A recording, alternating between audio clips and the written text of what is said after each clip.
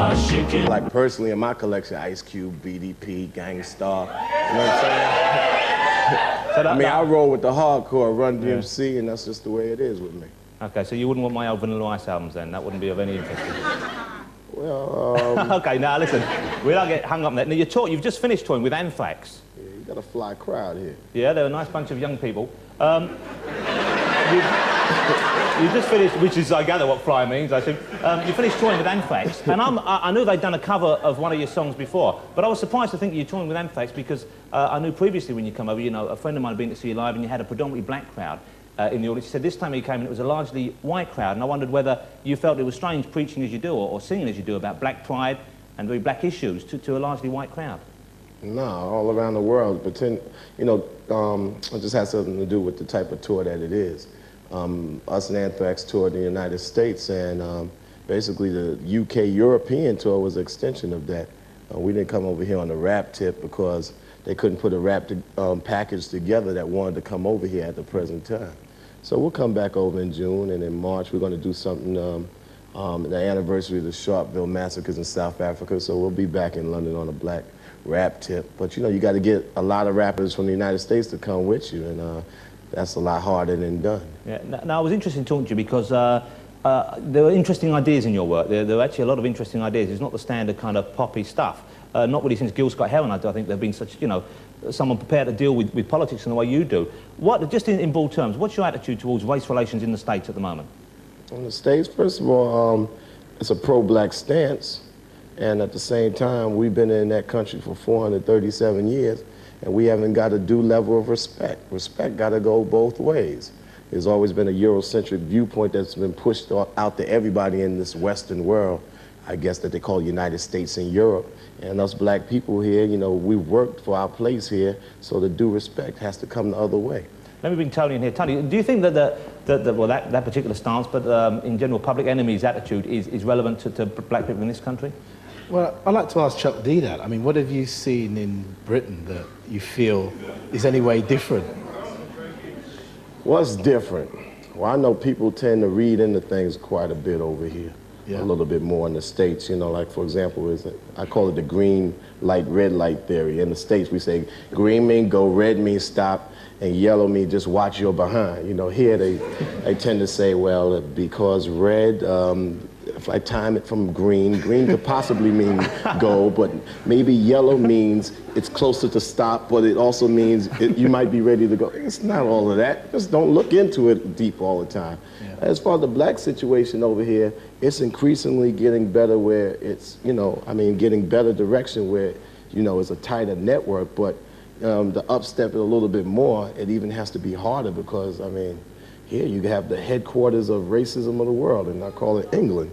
Now, why do you think, what is it about England then that is, as you said, the headquarters of racism? Because based on its past and its history, colonialism and imperialism, in a barbaric way that agents from this country in its past took their Victorian principle into other lands and disrespected other people. You know, I mean, that's not a history to be proud of, and it was definitely built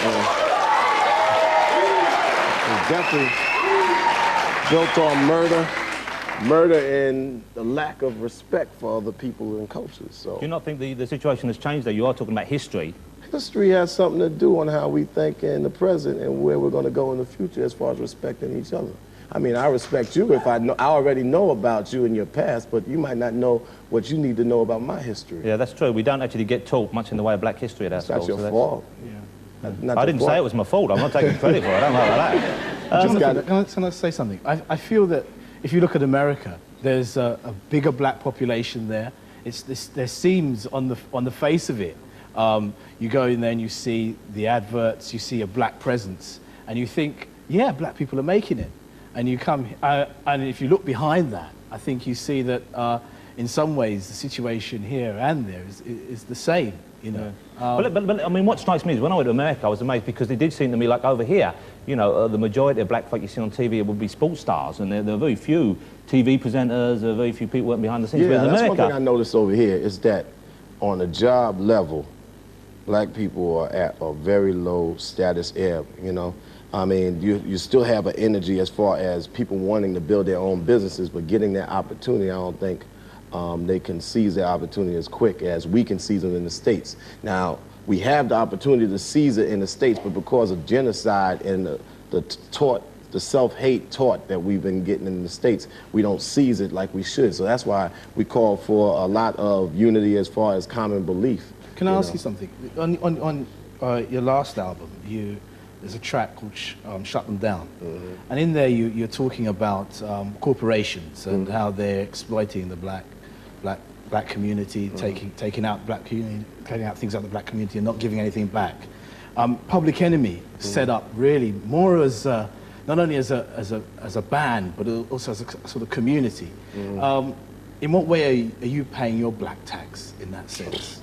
I'm paying my black. In what way are you giving back? Trying to tax the government because they got the real dollars. No entertainers. You stack all the black entertainers up, there's not enough dollars there for what the black community needs. Of course, you could start a youth center. Of course, you could start a program, send a couple people to college, but it's not enough. I mean, the government owes black people for all their free years of work that we've done. So that's what we try to tap in on, that real money. Let me jump in there, because some people might be, so the more cynical people might think that, the radical stance of Public Enemy is actually just a very neat way of making them stand out from the other rap bands you got out there, because you got De La Soul doing the kind of relaxed stuff, and you got PM Dawn very hippie. And I was here before both of them. Yeah, but what do you do outside of the music? I mean, are you involved with political groups? I know that you are in many ways a form of Louis Farrakhan. Are you supportive of the Fruit of Islam and groups like that? Nation of Islam, Fruit of Islam, avid supporter. Love it because I'm a follower, because they have the best program, I guess, in the United States for self-sufficiency. We can't wait for handouts, even though we've been there. We got to do it on our own. So it's a self-pride thing.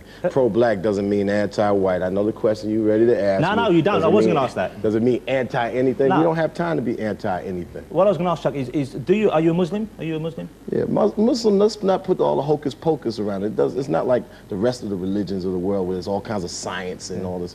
You know, basically you submit to the world of God, you know, and to his wills. It's, you know, this is the only place we know we can live, the planet Earth, right? So it should be a due respect for all its creations and everything on it. And check this out, it should be a respect for your fellow human being, because human beings are the only ones that we know we could reproduce ourselves to furthermore our existence. But somehow, some people came and thought some people was inferior to others, disrespected their fellow men and women, and also had a disrespect for the planet. That's why the planet is imbalanced right now with its nature, and that's why human beings are in danger. Let me follow up just on a note here. In respect to you being a Muslim, I've read something that Mr. Farrakhan said about his faith, is that he believes that in the future, certainly we should follow the Muslim way, which is that if someone is a thief, they should have their hand cut off, in that kind of very literal eye for an eye sense. Is that something that you believe in as well? Well, I believe that, you know, people that do black on black crime, like in the United States, or any type of crime in the United States, you know, they go shoot somebody and take their life. I don't believe that they could be repaired through the justice system. I just say you take their hands off. They ain't gonna commit no more murder like that. Yeah. I mean, but they'll still be living. Yeah. I mean, somebody, you know, if you saw somebody that had no hand, what are they worried about? You saw somebody that had no hand, you'd be like, oh, okay, I see what you did, but at least you're still living. Okay. What can you do? I mean, the new album, Empire Strikes Black. I mean, you seem to be moving away from not necessarily just talking about racism in the sense of the white man oppressing the black man, but you're actually looking inside the black community. Are you actually saying there that, in fact, most of the problems that black America faces is of its own making? Not most of the problems, but a lot of the problems. And each and every album that we do are different from each other. So a lot of people say, I'm moving away. They don't know where I'm moving to. Each album is different from each other. Every single album I've done has been different from each other. So this is the topic of talk right about this time, is that a lot of the things that we have wrong with us, we got to repair ourselves. We got to put our team together before we actually go out and play ball. How are we going to do that?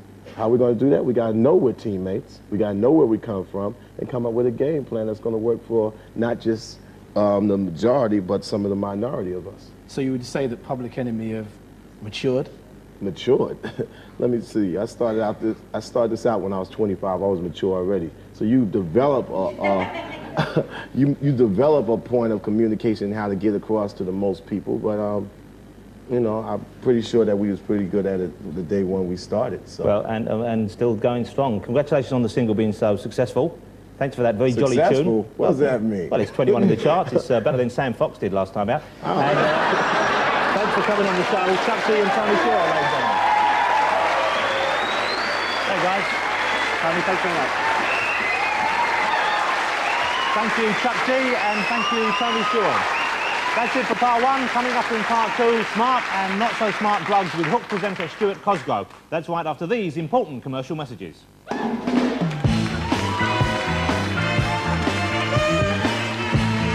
Together that wanted to come over here at the present time. So we'll come back over in June, and in March we're going to do something, the anniversary of the Sharpeville massacres in South Africa, so we'll be back in London on a black rap tip. But you know, you got to get a lot of rappers from the United States to come with you, and that's a lot harder than done. Yeah. Now, I was interested in talking to you because there were interesting ideas, singing as you do, about black pride and very black issues to a largely white crowd. No, all around the world. Pretend, you know, it just has something to do with the type of tour that it is.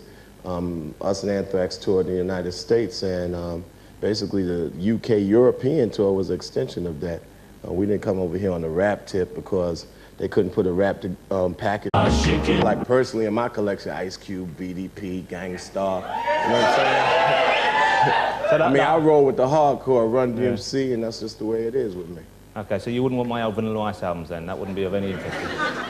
Well, Okay, now listen, we don't get hung up on that. Now, you've just finished touring with Anthrax. Yeah, you got a fly crowd here. Yeah, they're a nice bunch of young people. You just finished, which is, I gather, what fly means, I assume. You finished touring with Anthrax, and I knew they'd done a cover of one of your songs before, but I was surprised to think you're touring with Anthrax because I knew previously when you come over, you know, a friend of mine had been to see you live and you had a predominantly black crowd in the audience. He said this time he came and it was a largely white crowd, and I wondered whether you felt it was strange preaching as you do, or is in your work. There are actually a lot of interesting ideas. It's not the standard kind of poppy stuff. Not really since Gil Scott-Heron, I think there have been such, you know, someone prepared to deal with politics in the way you do. Just in broad terms, what's your attitude towards race relations in the States at the moment? In the States, first of all, it's a pro-black stance, and at the same time, we've been in that country for